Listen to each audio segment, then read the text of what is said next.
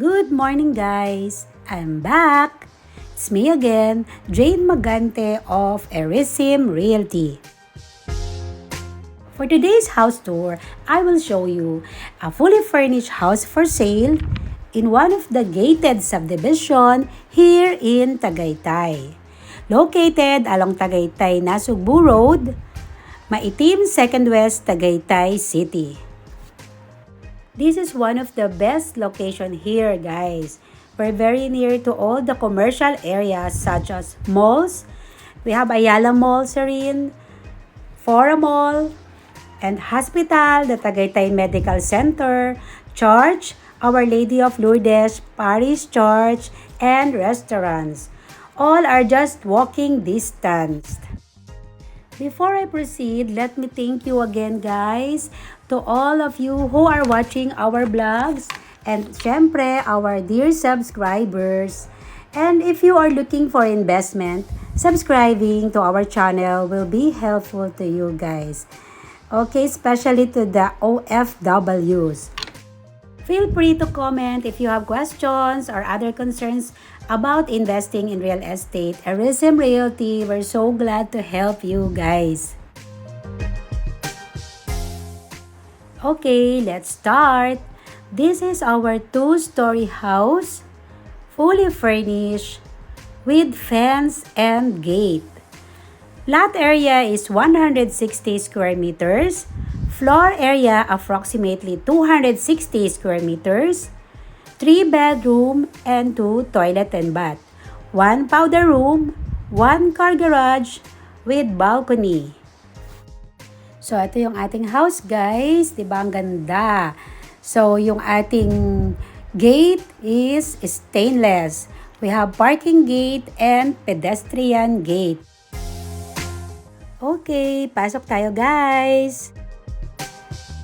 So, dito sa ating receiving area, we have lanai for our visitors area. And then this is the car park. By the way guys, this car is also for sale. Mitsubishi Expander Cross 2023. Pag interested kayo, pwede nyo rin makita to once nag-viewing kayo guys. Okay. So, ito yung railings ng ating visitors area. Lahat ay stainless. So, ito yung ating mini garden. Para nga naman meron pa rin tayong greens dito sa loob.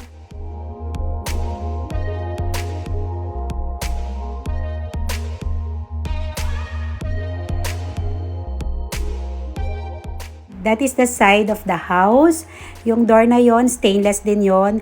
Going to the back, and that is the dirty kitchen.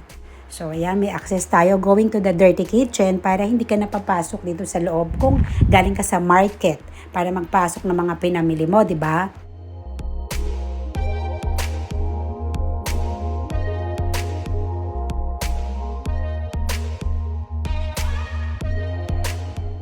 And then, pasok po tayo dito sa loob.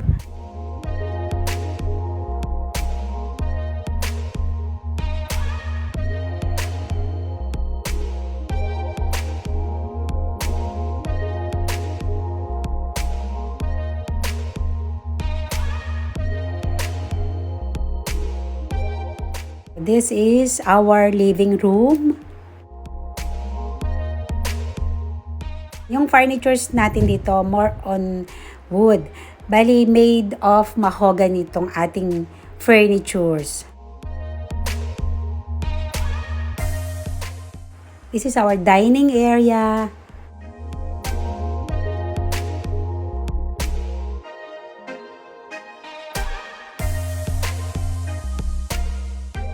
So, itong bahay na to is napakalinis niya and very organized.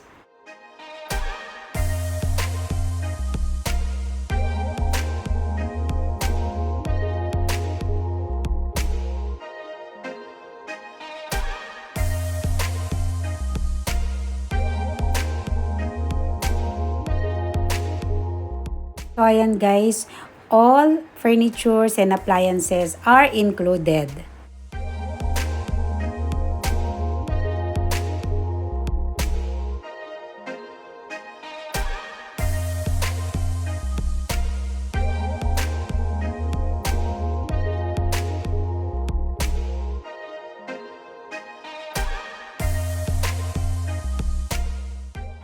Yan. Ito yung stairs nila, ginawa nilang storage room yan. Cleaning materials na nakalagay dyan. And then this is the powder room.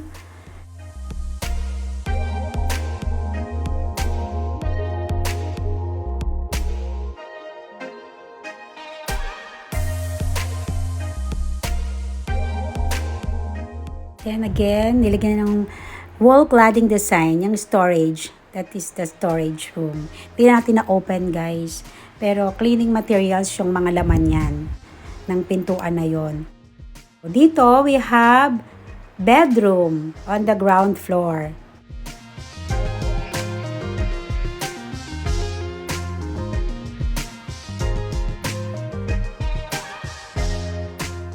Malaki yung ating bedroom. Merong aircon, may bed, may bedside table, and we have toilet and bath. So, malaki rin yung ating toilet and bath dito, guys.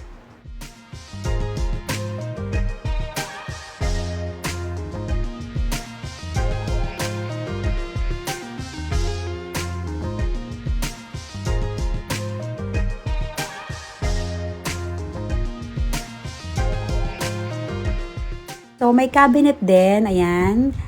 Ating cabinet. So, may mirror pa yung cabinet natin. So, mas lalong lumaking tingnan yung ating bedroom. Ganda ng design niya, guys.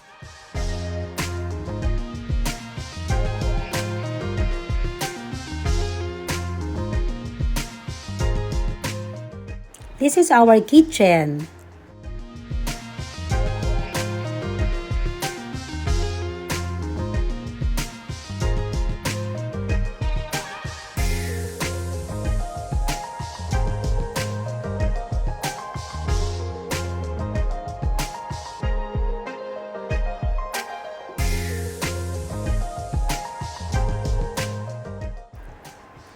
And from here, we have doors. Ayan, screen door, access going. This is the dirty kitchen. And may sarili tayong water tank dito, guys. Ayan.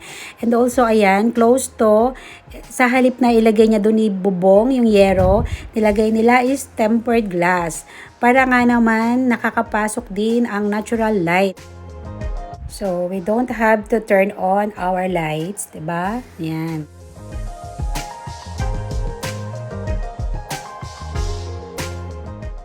Next, let's go upstairs. So again guys, the railings is also made of tempered glass and stainless. Wow, maganda dito guys kasi hindi ka na magwo-worry na baka masira or kalawangin ang house mo kasi lahat halos made of stainless and glass, 'di ba? Dito pa naman sa Tagaytay, ibang hangin dito guys. Siya yung mabilis makasira. So, ayan, we have wall cladding design.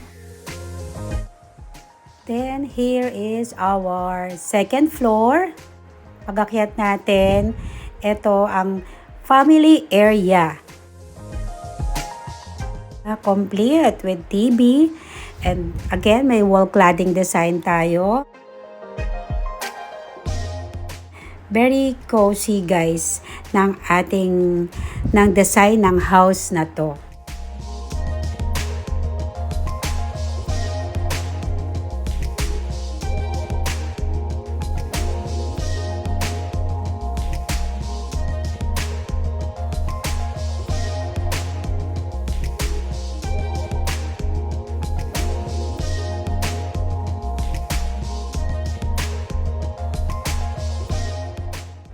So, this is our bedroom 2. So, we have big space again of our bedroom 2. We have aircon. Yan. May door tayo doon. Merong small veranda. Hindi ko lang siya na-open, guys. Pero yung door na yun is going to the small veranda. So, we have aircon, cabinets, bed, and bedside table. And also, we have sofa. So, malaki yung space natin dito sa bedroom na to, guys. Actually, this is the master's bedroom. Inilabas niya lang yung kanyang toilet and bath.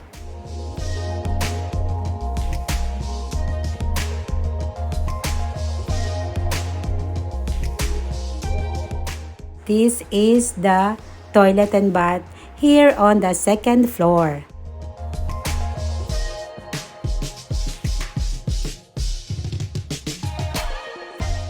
So again, this is the family area. Ayan yung wall cladding, may TV, may sofa. Para ka na rin merong living room dito sa second floor. Actually, living room na talaga to dito, guys.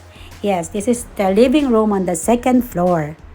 Maluwang siya, guys. Kahit marami kayong bisita sa baba, may space kayo dito, diba? So, this is the bedroom 3. We have double deck.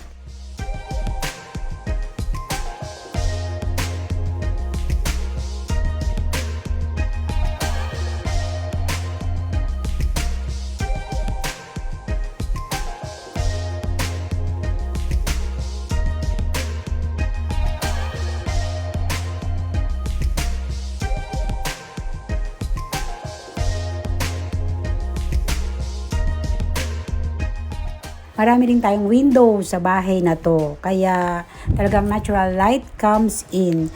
So, we're going to the balcony. Oh, we have niche here.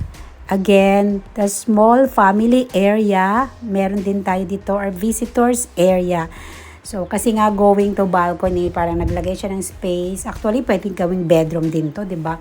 So, this is the door going to the balcony. So, very big balcony. Again, ang railings natin dito is made of stainless. O, diba guys? Ang ganda ng ating view. May greeneries pa rin dito kasi maraming puno. So, pwede tayo mag-party dito pag may mga visitors tayo kasi ang luwang ng ating balcony.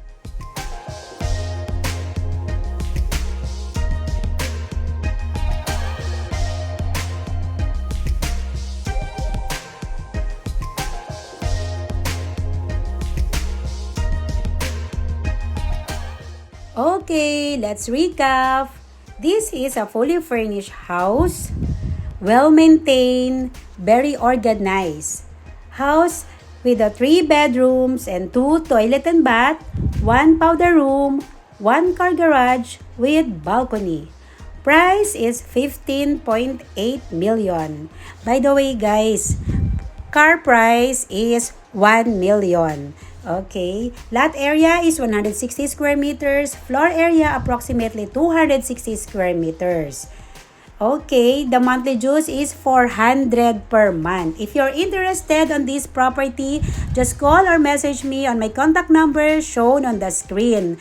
I'm so happy to assist you guys. Okay, thank you for watching. See you on my next vlog. Thank you!